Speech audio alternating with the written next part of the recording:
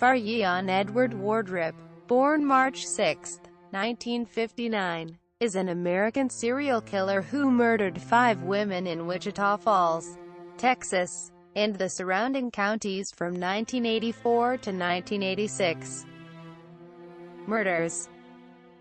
Terry Sims. In 1984, Terry Lee Sims, 20, a nursing student, was found stabbed and sexually assaulted at her home.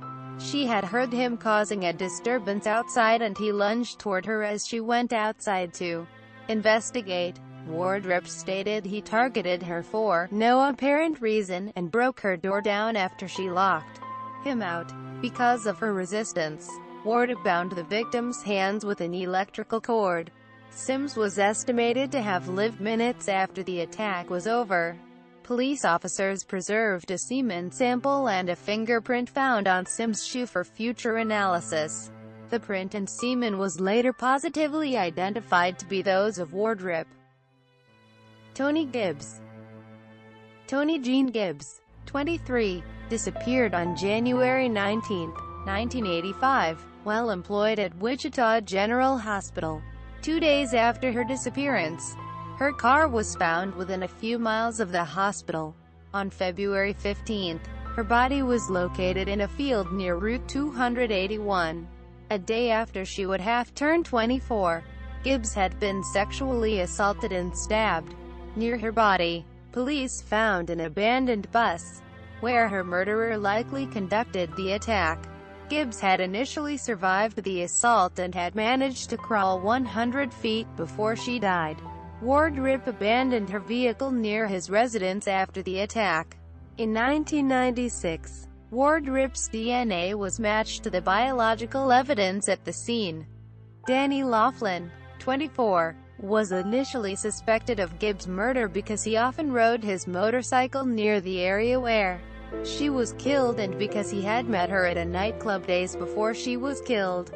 He also failed a lie detector test and he'd made suspicious statements as well. Laughlin was then tried, even though a comparison of Laughlin's DNA with DNA from the semen at the murder scene was unsuccessful and only circumstantial evidence was available. After 2 days of deliberation, the jury was deadlocked, which resulted in his release from custody. Deborah Taylor.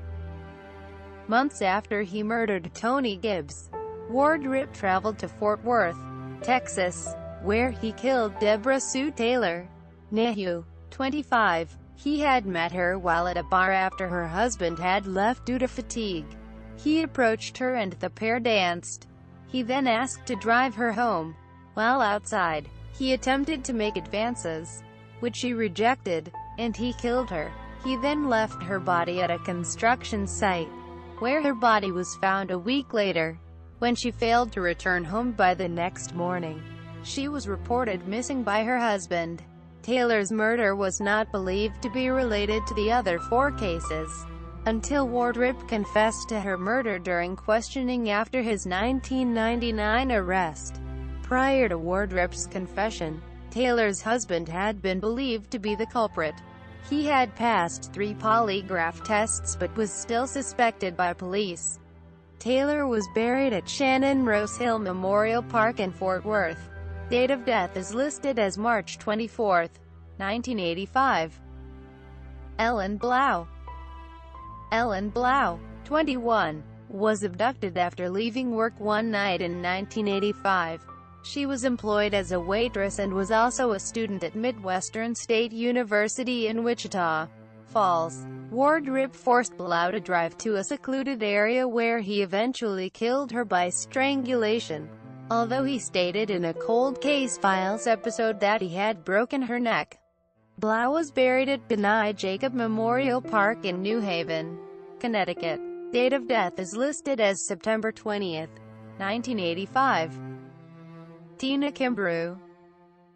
On May 6, 1986, Wardrip killed a waitress, Tina Elizabeth Kimbrough, 21, a recent friend of his. 1999 convictions. In 1999, a Wichita Falls detective, John Little, began a cold case investigation of the unsolved cases of Sims, Gibbs, and Blau. Samples of DNA from the scenes where Terry Sims and Tony Gibbs were found were later matched, indicating that both victims had been killed by the same person. Little had known Gibbs personally, as had his wife, and he had also participated in the search for her body.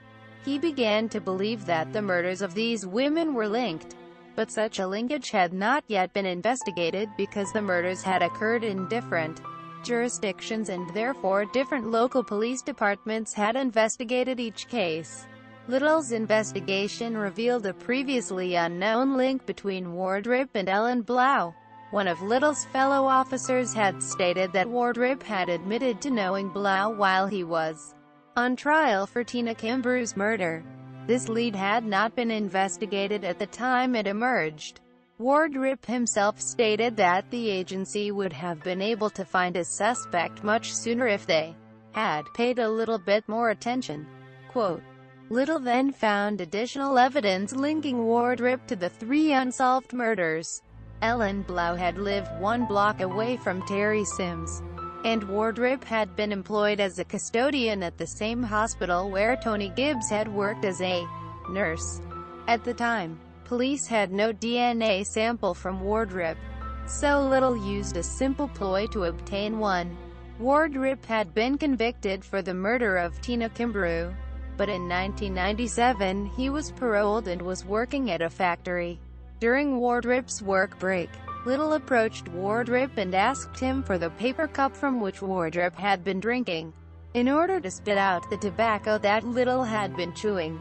An analysis of Wardrip's DNA from the cup matched the suspect's DNA in the cases of Terry Sims and Tony Gibbs. Wardrip was arrested, and while he was in custody, he confessed to the murders of Sims, Gibbs, Blau, and one additional murder in Fort Worth of Deborah Taylor, 26. In 1999, Wardrip was sentenced to death for the murder of Sims, and 3 life terms for the other killings. In 2008, a federal magistrate recommended that the death penalty be overturned because Wardrip received ineffective defense in his trial. On June 14, 2011, the 5th U.S. Circuit Court of Appeals reversed a lower court ruling that ordered the state of Texas to either give Wardrip a new sentencing trial, or agree to giving him a life sentence. The case will be sent back to the U.S. District Court for reconsideration. In popular culture, a true crime book based on Wardrip's crimes, Body Hunter, was written by Patricia Springer in 2001. Scream at the Sky, another book about Wardrip's crimes and related investigations, was written by Carlton Stowers in 2003. The title originated from Wardrip's account of Terry Sims' murder. A 2001 episode of Discovery Channel's The New Detectives, titled To Kill Again, highlighted the forensics used to capture Wardrip. A&E Television's Cold Case Files also covered the case titled Killer in the County. Season 1, Episode 16, original air date the 21st of March 2001.